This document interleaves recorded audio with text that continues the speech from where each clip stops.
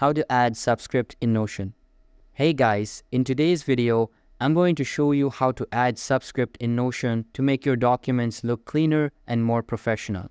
Stick around till the end so you don't miss anything important. Let's get started. First, open up your browser and go to notion.so. Once the page loads, click on the login button at the top right.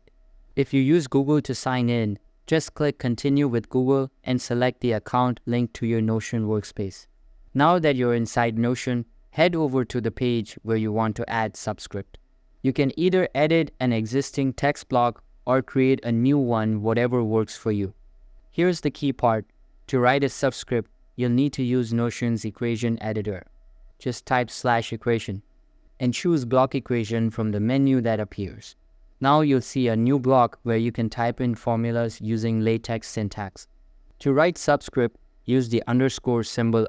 For example, if you want to write H2O, type this into the equation block. H_2O. That's it.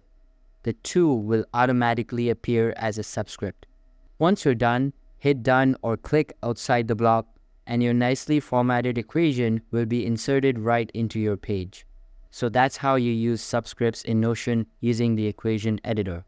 It's quick, simple, and makes a big difference in presentation. Thanks for watching.